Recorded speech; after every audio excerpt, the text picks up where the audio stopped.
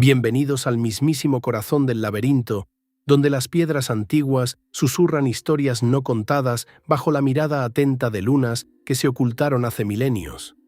Hoy no nos limitaremos a la narrativa breve de un simple mito, ni a la síntesis para niños que cabe en unos pocos párrafos escolares. Susurros del pasado les invita a descender junto a mí en una travesía hacia las zonas más profundas y enigmáticas de la condición humana, allí donde la luz no siempre alcanza y las verdades se fragmentan en símbolos y sombras. El mito del Minotauro, aquel cuento que parece nacer del cruce imposible entre la arrogancia divina y la ambición desesperada de los mortales, se ha transformado, a lo largo de los siglos, en una llave para descifrar los misterios de nuestros propios laberintos internos. No es únicamente una sucesión de mármoles, sangre y engaños. Es el relicario en el que se enfrentan lo prohibido, lo heroico y lo inevitable. Mi intención, viajero nocturno, no es entregarte una historia conocida, sino un relato reinventado con la misma esencia, para que el eco de los pasillos de Gnosos resuene en tus sueños. Porque aquí no solo hay ingeniería imposible, ni guerras que tiñen el mar de carmín. Hay pasión prohibida, promesas rotas con los dioses, y un ingenio humano tan brillante que arrastra consigo la destrucción. Permíteme, durante este viaje, ser el hilo de Ariadna entre tus pensamientos y los misterios arcaicos.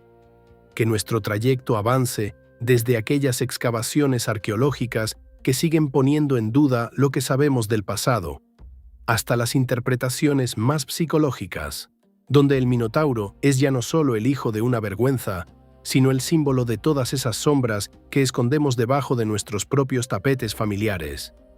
Prepárate. Una vez cruzado este umbral, no habrá vuelta atrás. Las puertas del laberinto solo se abren hacia adentro, y en la penumbra la bestia te observa, paciente, aún esperando encontrar tu mirada en algún susurro del pasado.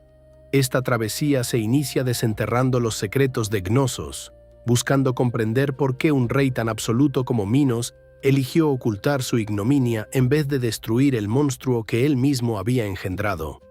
Descubriremos juntos que el laberinto no fue diseñado únicamente para encarcelar a una criatura feroz, sino para ser la celda colectiva del temor, del poder y de la culpa. Una red paciente en la que todos, incluso siglos después, seguimos enredados mientras palpitamos en pleno siglo XXI. La verdadera pregunta que te haré, querido oyente, es la que ha angustiado a generaciones. ¿Qué es lo auténtico? ¿De verdad existieron los sacrificios de jóvenes atenienses que alimentaban a la bestia de Creta? ¿Fue posible un arquitecto tan genial, capaz de construir una trampa de monstruos y, a la vez, quedar prisionero de su propia invención?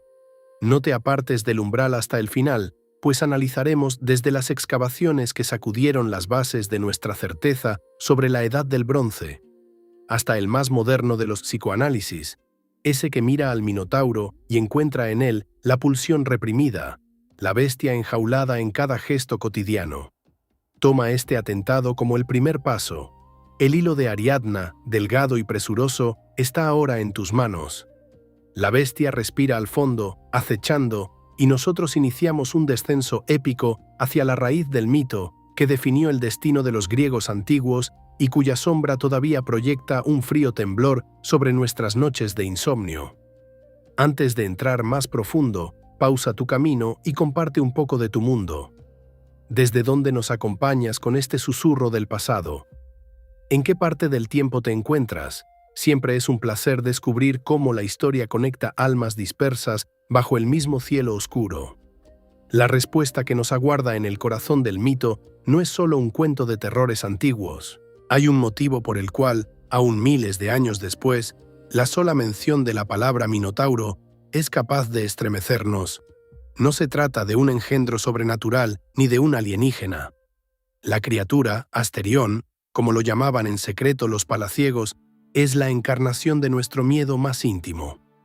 La bestia en la que la humanidad y su lado salvaje se besan en la penumbra. Susurros del pasado continuará este relato profundo en la siguiente parte, donde el mar y el poder, la vergüenza y la ambición comienzan a entrelazarse para dar vida a la tragedia irrefrenable del laberinto de Creta.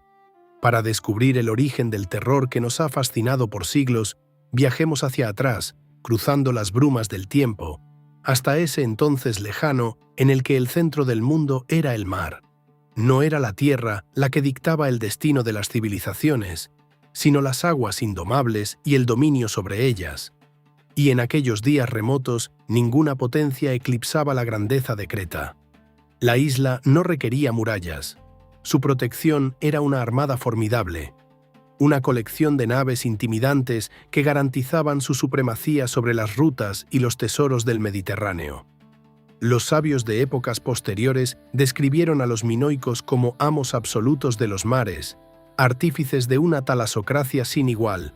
Incluso cuando otras tierras apenas aprendían el arte de levantar ciudades, los cretenses ya habitaban palacios colosales, poseían sistemas de alcantarillado, frescos vibrantes y rituales que desafiaban a la comprensión de sus contemporáneos. Sus riquezas llegaban desde Egipto hasta las costas de Anatolia, alimentando la leyenda de un reino cuya opulencia superaba las capacidades imaginativas de todo aquel que lo visitaba. En este contexto, reinar en Creta era ser Dios entre hombres. Pero el éxito, lo sabemos, engendra soberbia, y ningún orgullo es tan punible en los relatos griegos como aquel que pretende desafiar a las potencias divinas. Minos, el hombre que ostentaba el título de rey, sostenía en sus manos no solo los destinos de una isla, sino el poder absoluto de decidir sobre la vida, el mar y la muerte. La supuesta seguridad palaciega ocultaba una semilla de desastre. El dios del mar, Poseidón, siempre atento al equilibrio, no tardó en reclamar pago por la arrogancia humana. Ahí es donde la tragedia cobra forma y la leyenda encuentra su germen. Mas para entender cómo el horror germinó en los pasillos de Cniozos, debemos desplazarnos aún más hacia oriente, hasta las legendarias tierras de Fenicia, hoy Líbano, en el seno de ciudades como Tiro y Sidón.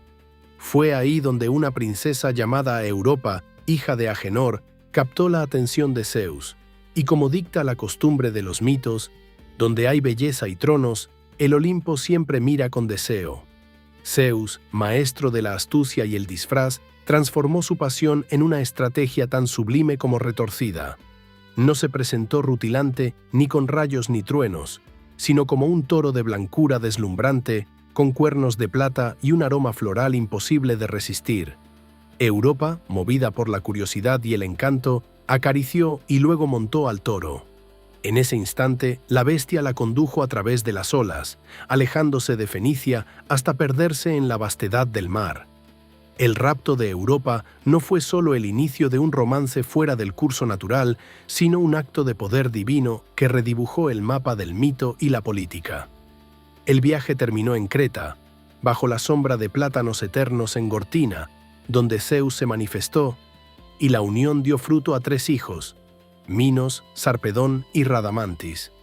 Europa, la mujer que dio su nombre al continente futuro, se convirtió, irónicamente, en el puente entre las deidades olímpicas y una humanidad marcada por la ambición y el conflicto.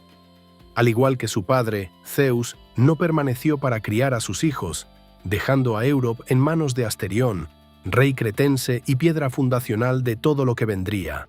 Fue Asterión quien crió a los niños, dotándolos de un linaje legitimado tanto por tierra como por dioses.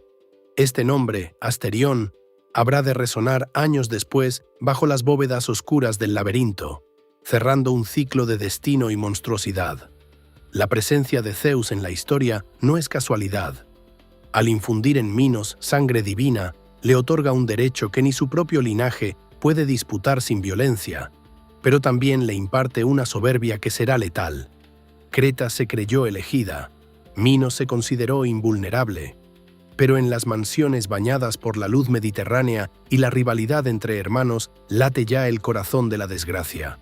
Al morir el rey Asterión, el equilibrio de Creta se deshizo en segundos. 3 herederos se disputaban la sucesión no solo con palabras, sino también con conspiraciones y espadas desenvainadas. Minos, Sarpedón y Radamantis resultaron ser tan diferentes como complementarios. Uno, implacable en la ley, el otro, guerrero hasta el tuétano, y Minos, hábil tejedor de verdades, ambición y milagros. La pugna terminó bordeando una guerra civil hasta que Minos jugó la mejor carta de su baraja. Afirmó que solo él tenía aceptación de los dioses, incapaces sus hermanos de igualar. Retó al destino, anunciando que pediría a los dioses una señal inequívoca, pública y definitiva. Y así, frente a una multitud expectante y dos hermanos incrédulos, Minos se adelantó en el tablero de la historia. No rogó oro ni gloria sencilla, sino un toro. No cualquier animal, sino un emisario de la fuerza del mar. En esto, Minos no acude a Zeus, sino a Poseidón, el verdadero dueño de lo indomable, y sella así un pacto funesto. Le suplica al dios que haga surgir del mar una criatura digna de adoración, prometiendo sacrificarla al instante, entregando al mar la carne y el alma de aquello que recibiría. La aparición del toro fue prodigio y amenaza en un mismo acto. Surgió de las profundidades una criatura de blancura inmaculada, ojos de inteligencia sobrenatural y cuerpo que parecía esculpido por la naturaleza y la divinidad al unísono. Caminó sobre las olas hasta la arena, designando a Minos como rey ante el pueblo y sus hermanos, pero la bendición escondía el germen de la caída. Viendo de cerca al toro, Minos se entregó al deseo de posesión. Sintió que nada tan glorioso debía terminar en cenizas sobre un altar. Así, reemplazó al animal por uno vulgar, convencido de que podía engañar a Poseidón. Ese acto de codicia fue el primer ladrillo de su tumba simbólica, la chispa de la maldición. Minos guardó así el don divino en sus establos, con la esperanza de admirar su gloria cada día y exhibir su poder ante embajadores y súbditos. Pero ningún dios permite semejante ofensa sin venganza. Poseidón, rencoroso como solo los dioses saben ser, decidió que el castigo sería sordo y cruel. Una plaga que no devastaría campos ni hundiría barcos, sino que germinaría en la sangre y el deseo de la mismísima reina Pasífae, esposa de Minos. Así inicia la verdadera tragedia, tejida con hilos de oro, vergüenza, carne y locura, en la que la civilización más avanzada del Mediterráneo caería bajo el peso de su propio secreto. En la siguiente parte exploraremos el descenso de Pasífae hacia el abismo de una pasión inhumana, el arte oscuro de Dédalo y el nacimiento del Minotauro, esa sombra que no solo acechó los pasillos del palacio, sino que sigue susurrando en las esquinas más internas de nuestra mente. Pasífae no era una reina cualquiera ni una pieza decorativa en la corte cretense. Su linaje brillaba con el fulgor del mismísimo astro rey. Hija de Helios y la ninfa Persis, hermana de hechiceras letales como Circe, la sangre que corría en sus venas era solar, indómita, cargada de secretos y dones inexplicables para los ojos mortales. Sin embargo, ni siquiera los descendientes del sol están a salvo cuando una maldición divina cae sobre ellos con precisión quirúrgica. El castigo de Poseidón no fue un estallido de ira superficial, sino el acceso directo, invisible y devastador a lo más íntimo de su voluntad. Una noche silenciosa, la soledad empezó a corroer el alma de Pasífae. El toro blanco, brillante y sereno, pastaba en los jardines del palacio. Al principio fue solo una admiración distante, casi inocente. Pero pronto el deseo se transformó en obsesión. Ella sentía que su respiración se enlazaba a la del animal. Era una atracción que nadie, ni propias hermanas hechiceras ni médicos de la corte, podían disipar, pues lo que sentía la reina no era amor ni respeto, sino la fuerza arrolladora y bestial de una pasión impuesta, ajena, que se arrastraba sobre el sentido común como hiedra venenosa. Los griegos llamaban a este tipo de arrebato daimon. No era simple locura, sino una entidad que se apodera de los deseos y pone al hombre, o mujer, a merced de una voluntad extranjera. Así, Pasífae vivía consumida por la angustia de lo imposible, de noche sin dormir, contemplando cómo se disolvían los límites de su condición humana, mientras alimentaba en secreto al objeto de su condena. Las leyendas relatan que la reina trató todos los métodos imaginables para domar o saciar ese sentimiento monstruoso: baños de hierbas, plegarias a dioses mayores, sacrificios de animales ajenos y hasta pociones traídas desde las islas lejanas. Nada funcionaba, nada más que la certeza desgarradora de que aquello que sentía la arrastraba hacia una frontera sin retorno. Cualquier otro se habría resignado a la locura, pero Pasífae tenía a su disposición una baza única: Dédalo.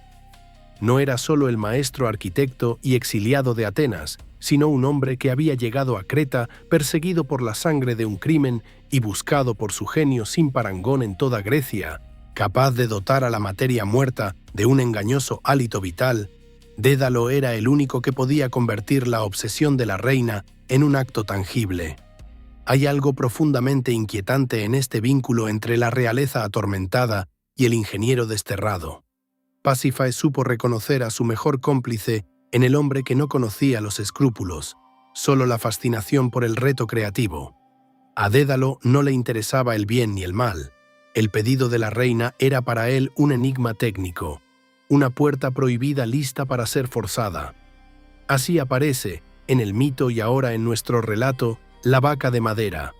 Dédalo, haciendo uso de su maestría, encuentra la solución para consumar la pasión prohibida sin provocar el escándalo inmediato de la corte.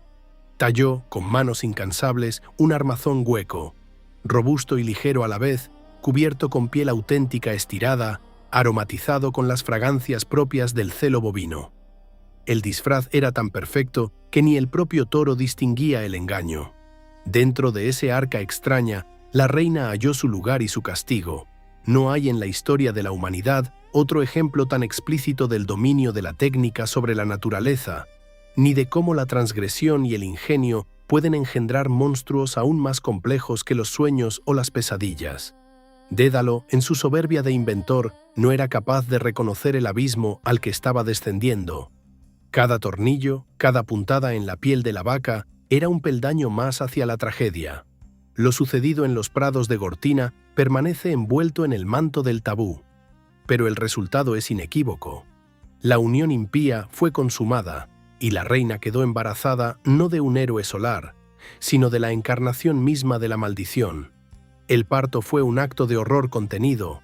Del vientre de Pasífae no emergió un infante común, sino un niño de cuerpo humano coronado por una cabeza taurina, fiera y desproporcionada, ojos oscuros de inteligencia salvaje y unos bramidos que helaban el alma de quienes los escuchaban. El monstruo recibió el nombre de Asterión, remedo cruel del rey adoptivo que años antes había legitimado el linaje de Minos. Nombrar a la bestia como al astro era quizás un gesto de redención desesperada, un anhelo de arrancar del destino una pizca de luz y nobleza donde solo había condena. Pensemos por un momento en el dolor de la madre enfrentando la soledad absoluta de saber que ha dado a luz no solo a un hijo, sino también a una profecía sangrienta. Pasífae intentó criarlo como un ser humano, pero pronto la naturaleza híbrida impuso su verdad. El hambre desmedida de Asterión, su fuerza brutal, sus gestos salvajes. No había leche ni ama suficiente para apaciguar su instinto. Minos, al ver materializada la consecuencia de su engaño, no fue capaz de matarlo. La tradición, la sangre y el temor a los dioses se lo impedían, pero tampoco soportaba tenerlo ante sí, pues cada día contemplaba en los cuernos del niño la memoria ardiente de su pecado. Así, la decisión inevitable fue la ocultación absoluta. Aquí es donde la genialidad negra de Dédalo brilla una vez más, pues a falta de coraje para eliminar el problema, Minos opta por enterrarlo bajo piedra y laberinto. Llama de nuevo al arquitecto, esta vez para que diseñe una prisión imposible. Un laberinto que sirva no solo de cárcel, sino también de mecanismo de olvido colectivo y de tortura para quienes osaran entrar en sus dominios. La historia está lista para una metamorfosis monumental. No se trata ya de monstruos sueltos ni de dioses celosos, sino del nacimiento de la arquitectura, del miedo más perfecta jamás soñada. En la próxima parte, descenderemos juntos en el enredo de pasillos, curvas y horizontes falseados que construyó Dédalo, y sentiremos en carne propia cómo el laberinto de Creta atrapó a monstruos y a mentiras. Para entender la magnitud devastadora de la obra de Dédalo, primero limpiemos la niebla de las palabras y los conceptos heredados. El laberinto de Creta no era un simple conjunto de muros sinuosos ni un rompecabezas infantil. Era, ante todo, una prisión espiritual, una maquinaria de control y olvido para lo que Minos veía como la monstruosidad última. El testigo de su soberbia y castigo, un vástago que nunca debió existir a la luz del día. En el mundo antiguo, lo que hoy llamamos laberinto era un camino único, ritual, sin bifurcaciones, una espiral que invitaba a perderse para encontrarse, pero que siempre traía de vuelta al caminante tras recorrer el circuito sagrado. No se podía perder en él nadie que mantuviera la calma. Pero lo que Minos exigió de Dédalo fue la negación de toda lógica natural, una estructura de múltiples senderos y salidas falsas donde cada elección era un paso más hacia la locura, la desesperanza y, sobre todo, el olvido. Dédalo aceptó el reto, no como un castigo, sino como la prueba suprema de su ingenio. No buscaba aprisionar solo el cuerpo de Asterión, sino toda memoria de su existencia. Trabajó con geometría invertida, jugando con la acústica y la penumbra. Diseñó corredores donde un susurro podía viajar imposible distancias, donde el propio eco terminaba por confundir al visitante, haciendo pensar que alguien o algo lo seguía. La luz misma era manipulada. Tragaluces rebeldes dejaban destellos albinos en puntos inalcanzables, invitando a los perdidos a escalar y romperse las manos en vano contra el mármol liso. Pasillos implacables, curvas engañosas apenas desfasadas del ángulo recto, cuadros idénticos repetidos para inducir el vértigo del déjà vu. La arquitectura era la artillería, el muro el carcelero, la confusión la reja invisible que aplastaba hasta al espíritu más fuerte. La palabra laberinto proviene de labris, esa doble hacha grabada en casi todas las piedras y templos minoicos. Originalmente era una insignia sagrada, pero Dédalo la transformó en un sello de miedo y control. Minos utilizó el laberinto, esa prisión sin barrotes, no solo para esconder a Asterión, sino también a sus enemigos, a la verdad, a todo aquello que no encajaba en la narrativa oficial de la gloria de Creta. Allí, enterrado bajo toneladas de piedra y secreto, el hijo de Pasífae fue dejando su infancia.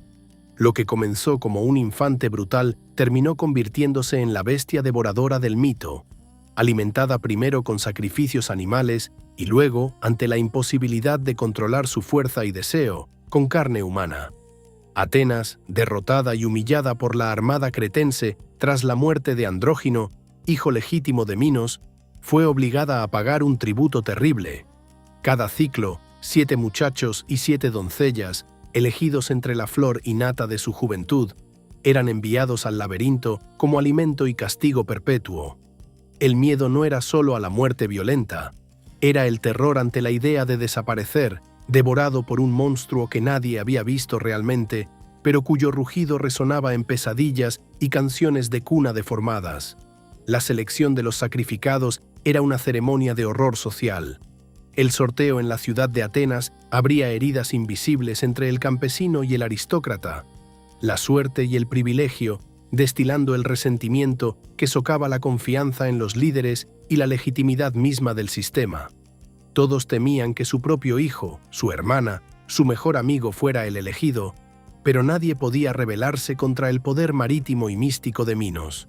Mientras en Creta el laberinto devoraba a los atenienses, en el corazón del palacio, la podredumbre de la política minoica iba ahogando los pasillos de gloria con el hedor de la mentira y la represión. Se sabe que cuando un imperio es incapaz de confrontar sus fracturas internas, invierte todos sus recursos en esconderlas bajo capas de piedra, fasto y amenaza, alimentando un monstruo colectivo que nunca deja de crecer. Así, la prisión de Asterión se volvió también la jaula de Minos.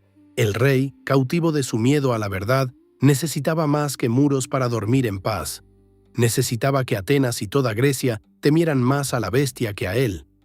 Por eso las víctimas iban envueltas en sedas, no en cadenas, vestidas como príncipes en un funeral sin gloria, para dar testimonio de que ni la belleza ni el linaje libran del hambre del Minotauro. Y mientras el monstruo aguardaba en las sombras solo el rumor de una hazaña imposible, la liberadora entrada de un héroe forastero podría acabar con el ciclo eterno de sangre, poder y encierro. En la próxima parte, Susurros del pasado revelará el nacimiento del héroe que desafió el abismo. Teseo, la mano que habría de cerrar el círculo entre la civilización y el salvajismo. Descubriremos los orígenes secretos de su linaje y las sendas de dolor y triunfo que que lo llevaron hasta las mismas entrañas del laberinto. Mientras en Creta la sombra del Minotauro crecía en las entrañas del laberinto, en tierras lejanas, el destino tejía, con hilos de oráculo y sangre real, el nacimiento de la única esperanza para Atenas y para la memoria de todos los pueblos sometidos al tributo monstruoso. El nombre de ese futuro héroe era Teseo. La historia de Teseo comienza mucho antes de su entrada en la cueva de piedra.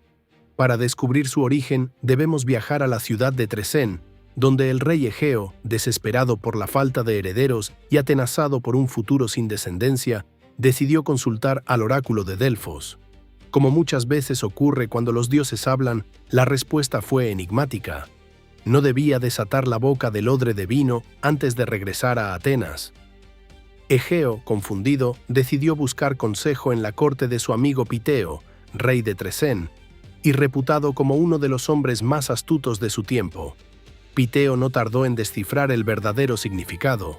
El odre de vino era una metáfora para la semilla del rey. Así pues, embriagó a Egeo y lo unió, bajo artimañas de hospitalidad y destino, con su propia hija, Etra. Esa misma noche, sin embargo, Etra soñó con una visita sagrada.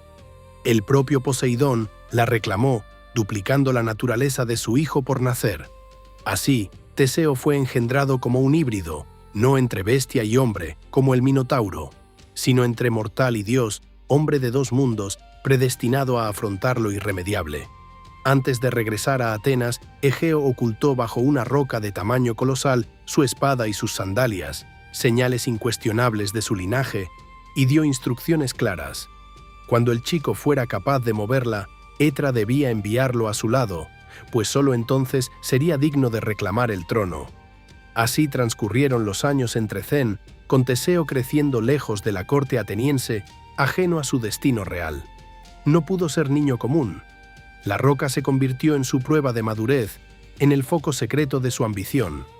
Años de esfuerzo y disciplina, años de sentir el peso del legado y el enigma. Finalmente, llegado el momento, Teseo logró desplazar la piedra, hallando bajo ella no solo las pruebas físicas de su herencia, sino la certeza de quién era y para qué había nacido. Con la espada ceñida y las sandalias calzadas, Teseo recibió la tentación del camino fácil. Podía llegar a Atenas por mar, ahorrando riesgos y penurias. Pero el alma de los héroes se forja en la adversidad. Desoyendo los deseos de su madre y de su abuelo, eligió el sendero terrestre, el de los monstruos y bandidos, el de la justicia directa.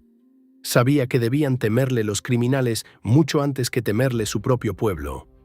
El viaje de Teseo era una serie de ritos iniciáticos, 6 desafíos, 6 abismos donde se enfrentó a la monstruosidad humana y natural, desde el brutal Perifetes con su maza de bronce hasta Procusto y su cama letal, pasando por ladrones, animales monstruosos y hombres corrompidos por el sadismo. Cada vez el joven héroe devolvía a los bandidos su propio castigo, usando contra ellos el terror que sembraban, instaurando así una justicia poética y ejemplar. Al llegar a Atenas, Teseo encontró una ciudad desgarrada y un rey debilitado, bajo el influjo misterioso de Medea, la hechicera fugitiva que había conquistado con sus promesas de fertilidad y sus venenos la voluntad de Egeo. Medea, conociendo el linaje de Teseo y temiendo perder su posición, intentó deshacerse de él con astucia venenosa. Planeó su asesinato, ocultando la identidad del joven ante Egeo, pero todo fue frustrado cuando el héroe, durante un banquete, desenfundó la espada paterna. La visión del arma iluminó la memoria de Egeo, que comprendió la verdad en un destello. El veneno se derramó, la muerte fue evitada, y Medea huyó de la ciudad, dejando padre e hijo abrazados por primera vez, bajo la mirada atónita de la corte. Atenas recobró la esperanza de una herencia sólida. Pero la alegría fue efímera. El momento del tributo a Creta había llegado de nuevo. La nave de las velas negras aguardaba en puerto y el miedo llenaba los corazones. Aquí es donde Teseo dio el paso que separa a los verdaderos reyes de los que solo portan corona. Se ofreció voluntario para encabezar el grupo de los sacrificados, no como víctima, sino como ejecutor de una misión imposible. Prometió a su padre que si vencía al monstruo y regresaba vivo, trocaría las velas negras por blancas, señal de victoria lejana, para que Egeo pudiese ver, desde los acantilados, el regreso del heredero triunfante. En la próxima parte, el viaje de Teseo y los 14 jóvenes hacia Creta, la aparición de Ariadna, la princesa de la traición y la esperanza, y el nacimiento del plan que desafiaría la hegemonía de 1000 años. La nave de las velas negras surcaba el mar colmada de tristeza y resignación. Teseo, sin embargo, mantenía su espíritu en guardia, observando con atención no solo el horizonte líquido, sino también a quienes lo rodeaban. Los otros 13 jóvenes y doncellas, elegidos como ofrenda para saciar la furia de un imperio. Pero él no era solo un cordero camino al matadero. En su mirada se gestaba el fuego de la rebelión y entre sus dedos el peso de una promesa hecha por amor y justicia. Al llegar al puerto de Creta, la recepción fue tan majestuosa como fría. El propio Minos descendió rodeado de su corte, luciendo el esplendor que el oro y la autoridad confieren a los tiranos. Su presencia era un recordatorio viviente de que en ese rincón del mundo, la vida y la muerte estaban sujetas al capricho y al poder absoluto de un solo hombre. Minos, agudo para descubrir amenazas veladas, intuyó en Teseo una fibra de insubordinación. Buscando humillarlo, desafió la veracidad de sus orígenes. Si de verdad era hijo de Poseidón, debía probarlo sumergiéndose en el reino del mar. Sin vacilar, Teseo se lanzó al océano, desapareciendo de la vista de todos. Entre las leyendas más asombrosas, se cuenta que delfines lo condujeron hasta las profundidades y lo presentaron ante Anfitrite y el mismísimo Poseidón. De estas aguas, Teseo regresó portando no solo el anillo arrojado por Minos, sino una corona mágica, símbolo tangible de su doble herencia. Mortal por nacimiento, divino por designio. Esta hazaña no pasó inadvertida, mucho menos para Ariadna, hija de Minos y Pasífae. A pesar de ser la princesa heredera, vivía atrapada entre los designios crueles de su padre y la locura secreta de su madre, sintiéndose prisionera en una jaula de oro. Ariadna era testigo del ciclo incesante de sacrificios y del horror latente bajo su propio hogar. En Teseo, reconoció no solo a un héroe, sino a la grieta posible en la armadura del poder paterno. Su decisión de ayudarlo fue un acto de valentía y ruptura, de justicia y deseo a la vez. Ariadna concertó un encuentro con el joven ateniense en la penumbra de los jardines de palacio. No le pidió amor eterno en un rapto de ingenuidad, sino lealtad en un pacto de necesidad mutua. Si Teseo lograba sobrevivir y liberar a sus compañeros, debía llevarla consigo lejos de Creta, brindándole así una nueva vida y un lugar a su lado fuera del alcance de la venganza minoica. El recurso entregado a Teseo por Ariadna es, sin duda, uno de los símbolos más potentes de toda la mitología. El hilo, más que un simple ovillo de lana, representa el conocimiento, la memoria y el vínculo humano capaz de encontrar sentido entre el caos y la oscuridad. En el subsuelo del palacio, sin el hilo, ni la fuerza ni el valor garantizaban la salvación. Era necesario el ingenio, la humildad para escuchar consejo y, sobre todo, confiar en una mano amiga. Esa noche, antes de entrar al laberinto, Ariadna entregó también una daga corta, afilada y discreta, robada del arsenal real. Teseo, preparado, ató el extremo del hilo a la entrada y se adentró en la oscuridad, llevando consigo la promesa del regreso y el murmullo de la esperanza renovada.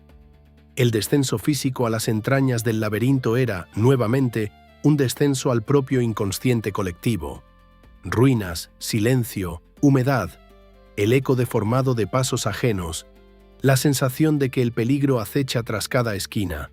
En ese entorno hostil, Teseo debía avanzar guiado solo por el tacto del hilo y el instinto. En la siguiente parte, veremos el combate final que enfrentó a Teseo con Asterión, la tragedia luminosa de la muerte que es liberación, y el complejo regreso de los sobrevivientes con las luces y sombras del precio a pagar por la victoria. Atravesando la negrura impenetrable del laberinto, Teseo sentía cómo el hilo de Ariadna temblaba en su mano, como una arteria del destino. Cada paso hundía sus sandalias en el polvo milenario. Cada esquina era una elección en la que solo el recuerdo del cordón le señalaba el camino de regreso. El aire, estancado y espeso, estaba cargado de sufrimiento antiguo y del aroma feroz de la bestia. El silencio se interrumpía por los ecos de su propio aliento acelerado, por goteras lejanas y por un retumbar sordo y rítmico, la respiración del monstruo aguardando en su centro. Aquella batalla no fue, según las crónicas más antiguas, un duelo de armas brillantes o discursos heroicos, sino un choque brutal de carne y sombra. Cuando Teseo se encontró con Asterión, lo que contempló no era solo el enemigo de su ciudad, sino un reflejo de los horrores que la humanidad se empeña en ocultar bajo piedra y secreto. El Minotauro, mitad humano, mitad toro, surgió de la penumbra con la furia ciega del hambre y la soledad. El cuerpo tenso, los ojos enrojecidos por noches sin luna y años sin palabras. El combate fue breve y desgarrador.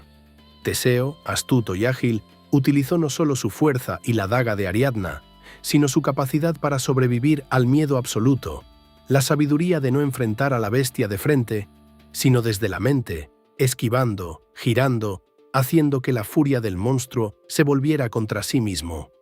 En un instante crucial, la daga relampagueó y el Minotauro bramó por última vez. Mientras caía a la piedra fría, la sangre tiñendo las losas, la maldición familiar finalmente liberada. Algunos poetas posteriores imaginaron que Teseo luchó usando solo sus manos, con la convicción de que el espíritu humano podía imponerse, incluso sin el acero, a las fuerzas más primitivas. Otros relatan que fue la espada de Egeo la que selló el destino de la bestia. Pero la muerte de Asterión no fue solo una victoria para Atenas. Fue también la liberación de una criatura condenada a existir fuera de la ley y la compasión, un hijo de errores ancestrales cuyo sufrimiento había servido como advertencia para reyes y pueblos. Con la mano ensangrentada y el pulso tembloroso, Teseo atesoró la otra punta del hilo y comenzó el recorrido inverso. Guiado por la lógica de Ariadna y el instinto de quien ha visto, en el centro de toda prisión, el corazón dolorido de la humanidad. Uno a uno, los jóvenes atenienses hallaron la salida, rescatados del abismo, gracias no solo a un héroe, sino a una alianza entre el coraje y la inteligencia, entre la osadía y el amor. Los sobrevivientes se reunieron en la puerta del laberinto y bajo el amparo de la noche y la confusión que estallaba en los salones del palacio, donde Minos y toda su corte buscaban respuestas y culpables, escaparon hacia el puerto. Ariadna, cumpliendo su parte del pacto, los condujo con sigilo hasta la nave, no sin antes dar la última estocada a la talasocracia cretense. Antes de partir, sabotearon la flota minoica, perforando los cascos de las naves con herramientas prestadas por Dédalo, que seguía, tras bastidores, soñando con su propia libertad. Así, entre el caos, el miedo y la esperanza, el pequeño barco de las velas negras partió rumbo a la salvación, dejando tras de sí un palacio desbordado de preguntas, un laberinto vacío y una civilización a punto de enfrentarse al profundo vacío de su propia soberbia. Pero el retorno al hogar aún guardaba pruebas para los fugitivos. En la siguiente parte abordaremos el incierto destino de Ariadna, las complejidades del viaje de regreso y el desenlace amargo que sigue a toda victoria laberíntica. La travesía de regreso fue cualquier cosa menos triunfal. En el navío que surcaba el mar, la euforia de la fuga pronto dio paso al cansancio y al silencio de quienes ya han visto demasiado. Entre velas negras y esperanzas delicadas como cristal, Teseo, Ariadna y los jóvenes salvados sintieron por primera vez el peso de todo lo vivido. Sin embargo, el destino tenía todavía cuentas pendientes con los protagonistas de esta epopeya. La primera escala ocurrió en la isla de Naxos, donde el grupo buscó descanso y provisiones. Fue allí donde el mito oscurece su luz para nombrar la traición más enigmática, el abandono de Ariadna. Existen tantas versiones como poetas han narrado la historia. Algunos exoneran a Teseo, asegurando que los dioses intervinieron, especialmente Dionisio, quien se habría aparecido en sueños reclamando a Ariadna como su esposa y advirtiendo de terribles castigos sobre Atenas si no la entregaba. Otros, menos indulgentes, presentan una explicación mundana y cruel. Para Teseo, la hija del enemigo era un lastre imposible. Su presencia ponía en peligro su legitimidad en una ciudad que aprendería a odiar todo lo cretense. Lo cierto es que una mañana Ariadna despertó a solas en la playa, con la brisa marina y el eco de las promesas rotas como única compañía. Teseo y los demás ya se habían hecho a la mar, llevándose el hilo y la esperanza, dejando kilómetros de soledad tras de sí. Allí, en el umbral de la desesperanza, el mito transforma a la joven en símbolo universal del abandono y de la transformación. En algunas leyendas, Dionisio acude a consolarla y la convierte en una diosa inmortal, coronándola entre las estrellas. En otras, Ariadna nunca deja de esperar, mirando el horizonte, como testimonio de que todo pacto entre humanos y héroes supura a menudo desencanto y sacrificio. Mientras tanto, el navío de Teseo navegaba hacia Atenas, llevando a bordo la mezcla amarga de la victoria y la pérdida. Según lo pactado, Teseo debía izar velas blancas si retornaba con vida, para que su padre, el rey Egeo, las distinguiera desde su vigilia solitaria en los acantilados. Pero ya por olvido, desdén o fatiga, esas velas jamás fueron desplegadas. La nave llegó a puerto, portando solo la sombra de su condena. Egeo, que durante días había escudriñado la línea del mar esperando la señal de la esperanza, cuando vio las velas negras, sintió que el peso de la fatalidad lo aplastaba. De la desesperación, sin pronunciar lamento alguno, se arrojó al mar, regalando su nombre eternamente a esas aguas turbulentas. Desde entonces serían conocidas como el mar Egeo. Teseo desembarcó como héroe, pero a costa de un padre perdido, de una princesa abandonada y de la certeza de que todo acto heroico arrastra detrás de sí una estela de soledad. Bajo su liderazgo, Atenas inició su transformación. Los clanes divididos se unieron. La monarquía cedió paso a los primeros gérmenes de la democracia, y la lección del laberinto quedó tatuada como advertencia en el fondo del alma colectiva. El sacrificio de lo amado, la amarga alegría de la libertad tras la pérdida y la necesidad de asimilar el dolor como motor de cambio fueron el legado de Teseo. No todos los héroes regresan ilesos de sus victorias. A veces, el precio de atravesar el laberinto es dejar una parte crucial de sí mismos entre las sombras. En la próxima parte, el foco volverá sobre el destino de Dédalo y su huida imposible. La caída final del poder de Minos y el misterioso legado del laberinto en la imaginación y la cultura de la humanidad entera. Mas, mientras Atenas comenzaba una nueva edad bajo el mando de Teseo, en los altos muros y las cámaras secretas del palacio de Nosos seguía tejiéndose el drama final de los verdaderos artífices de esta gran tragedia. Dédalo, el constructor del laberinto, permanecía prisionero en la corte cretense, cautivo del temor de Minos a que sus secretos fuesen divulgados. Su creatividad, la misma que había dado forma al sistema de pasadizos indescifrables, se había convertido en el grillete más sólido. El propio arquitecto no podía hallar la puerta de la libertad ni para sí mismo ni para Ícaro, su hijo. Sin embargo, el ingenio humano enjaulado no tarda en buscar nuevas vías de escape. Minos controlaba los caminos y los puertos, trabando toda posibilidad de huida por tierra o por mar. Pero la mente de Dédalo, incapaz de resignarse, se volcó al cielo. Observando a las aves en sus vuelos, soñó con desafiar la gravedad misma y así, gota a gota de cera y pluma a pluma, construyó un par de alas para él y otro para Ícaro. Antes de lanzarse al aire, Dédalo advirtió a su hijo de la necesidad del equilibrio. Si volaba demasiado bajo, el mar empaparía las plumas. Si subía demasiado alto, el sol derretiría la cera. Así, abrazados por el alba y el coraje, padre e hijo saltaron desde la torre más alta, surcando el espacio donde ningún hombre había osado antes. Al principio, el vuelo fue maravilla pura. Dejaron atrás la isla, la fortaleza y por un instante incluso el peso del pasado. Pero el enamoramiento del joven Ícaro con la altura y la luz fue más poderoso que cualquier advertencia. Se elevó cada vez más hacia el sol. La cera se fundió, las alas perdieron sustento y en un grito truncado, Ícaro cayó en picado hacia el mar. Aquel fragmento del azul llevaría desde entonces el nombre de su tragedia, el mar Icario. Dédalo, desgarrado por la pérdida, continuó su vuelo hasta la costa de Sicilia, donde fue acogido por el rey Cócalo. Allí su genio fue celebrado, no solo como un fugitivo, sino como sabio y arquitecto de prodigios. pero el espectro de Minos aún perseguía a todos los sobrevivientes de esta epopeya. El rey cretense, consciente de que su dominio se tambaleaba tras la fuga de Dédalo y la pérdida del Minotauro, emprendió una búsqueda implacable. Llevó consigo una caracola y en cada corte que visitaba desafiaba a los sabios a enhebrar un hilo a través de sus recovecos imposibles. Solo Dédalo, valiéndose del instinto de una hormiga y una gota de miel, logró la proeza de atravesar el laberinto natural. Así fue como el rey Minos supo que el inventor había hallado refugio en Sicilia. Aún confiado en su artificio e investidura divina, Minos exigió a Cócalo la entrega de su huésped. El rey siciliano, deseando conservar a su ilustre protegido, fingió someterse a los deseos del visitante y le obsequió la hospitalidad tradicional. Pero la hospitalidad siciliana escondió una última trampa.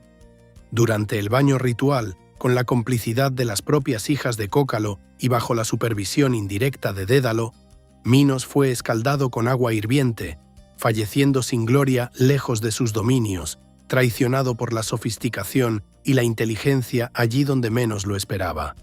Ese fue el fin humano del fundador de la talasocracia cretense. Su muerte simbolizó la inevitable caída de todo poder sustentado en el temor y en los castillos de humo de la soberbia. La civilización minoica, privada de sus mitos y su dirección férrea, comenzó a desintegrarse ante el avance de nuevos pueblos, ante la furia de la naturaleza volcánica, ante siglos de olvido y asimilación. En la próxima y última parte, Susurros del pasado reflexionará sobre la huella inmortal del laberinto, cómo pervive el mito, cómo los arqueólogos y poetas nos han enseñado que al fin la auténtica bestia no es el Minotauro, sino aquello que negamos dentro de nuestra propia memoria. Aunque la muerte de Minos marcó el final de una era insular, el eco de su leyenda jamás quedó sepultado bajo los escombros del tiempo. Los griegos, con su inconfundible habilidad para transformar la experiencia en símbolo, no permitieron que el rey autoritario desapareciera simplemente en el olvido de los mortales. Según las tradiciones más antiguas y los poemas de los iniciados, el alma de Minos descendió al reino de los muertos, donde fue investido con el papel de juez supremo en el Hades. Allí, junto a sus pares Radamantis y Eaco, evaluaba los pecados y méritos de aquellos que traspasaban el umbral, ya no con la mirada dura del tirano, sino con la frialdad matemática y el sentido inevitable de la justicia. Con la llegada de nuevas eras, los poetas cristianos y renacentistas añadieron tonos más oscuros y monstruosos a esta figura.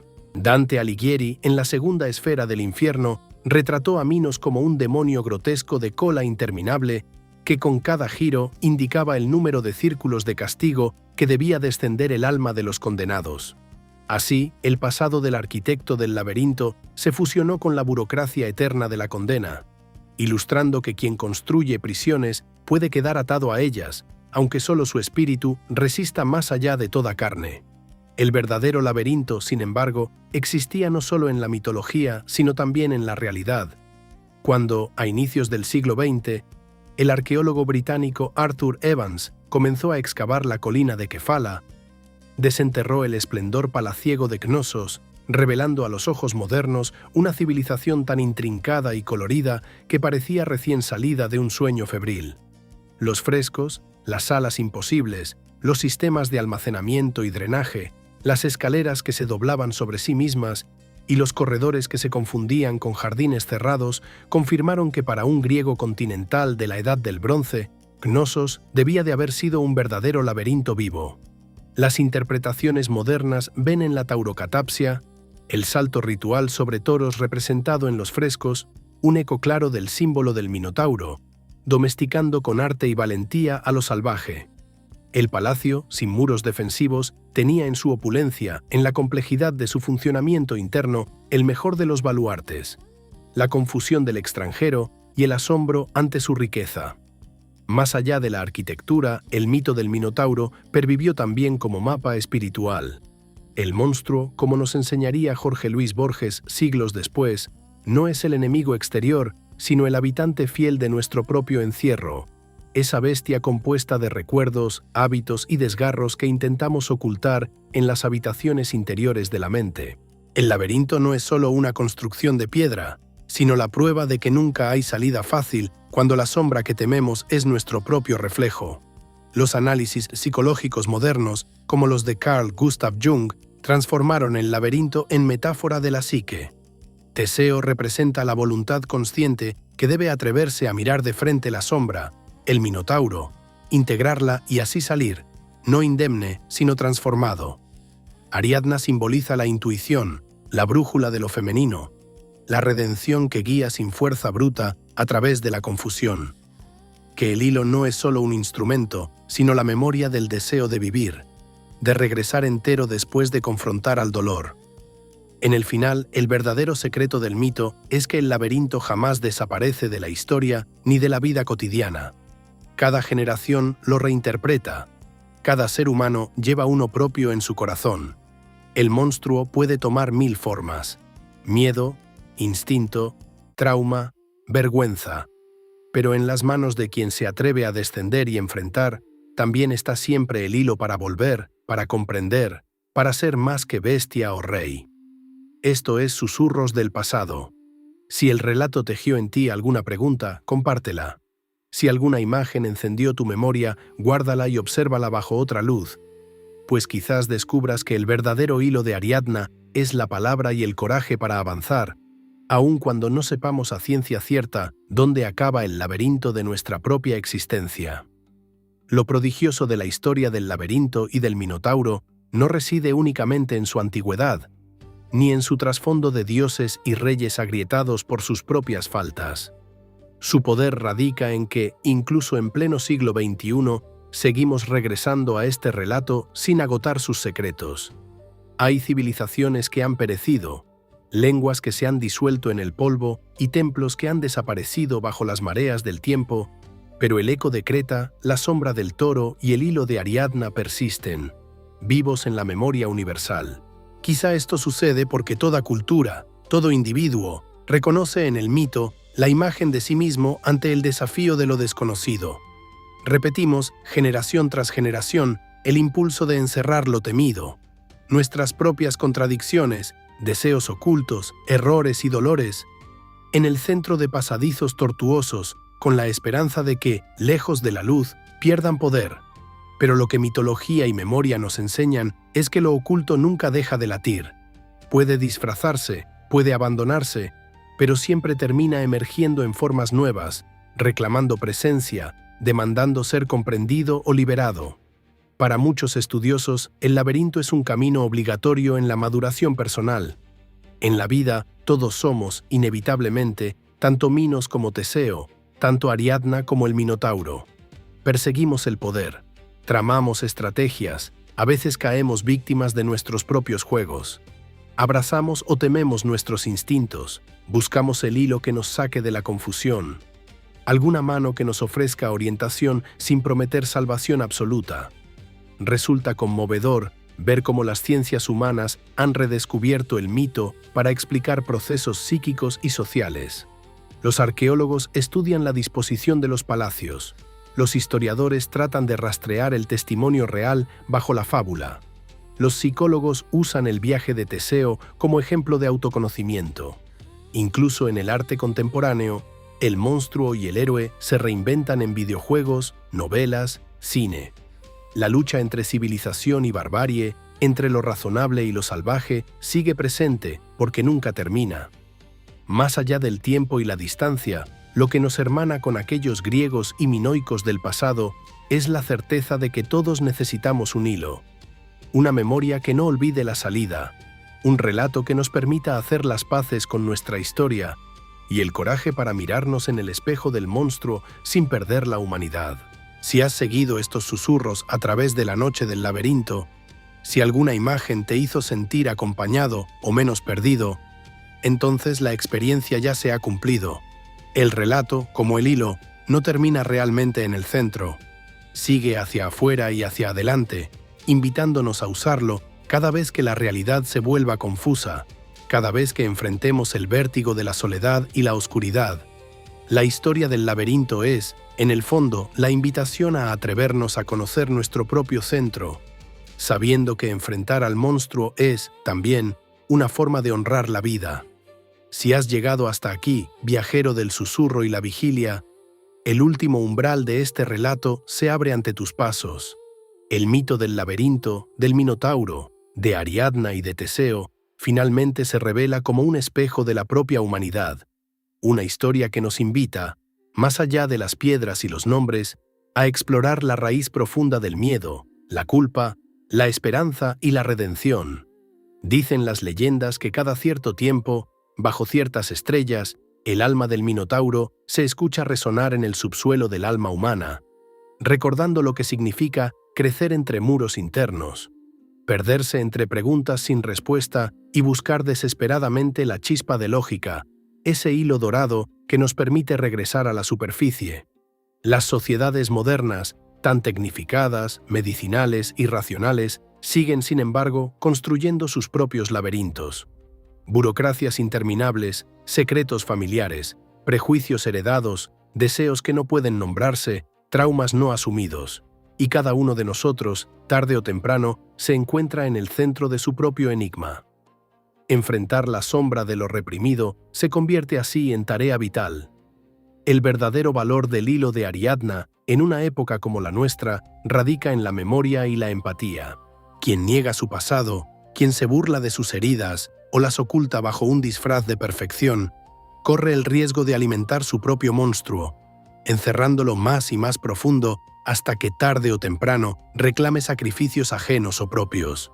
El hilo, entonces, es la herencia de la palabra, el gesto de la confianza compartida, la valentía de dejar que otros vean nuestra vulnerabilidad y también de ayudarlos a salir de sus laberintos particulares. Muchos grandes pensadores, desde la antigüedad hasta hoy, advierten que la mayor prisión es la que uno mismo construye y habita. Sin embargo, también nos enseñan que solo el reconocimiento de la bestia, la aceptación honesta de aquello que temíamos ver en el espejo, nos libera para ser más enteros, para ser menos crueles con los demás y con nosotros mismos, para amar, para liderar, para crear. Susurros del pasado se despide de ti esta noche, recordando que toda civilización busca explicar, combatir o integrar su oscuridad, que mirar bajo la superficie puede doler, puede asustar, pero es la única vía hacia la libertad. A veces, lo que parece la muerte del monstruo es solo el principio de una vida con mayor consciencia. Que estos ecos antiguos, convertidos en palabras y susurros, sirvan como hilo en la oscuridad de tus propias noches. No temas entrar en tu laberinto, pues la salida, aunque nunca sea la misma que la entrada, estará ahí y puede ser tan sencilla, tan humana, como tender una mano o aceptar la que se te ofrece.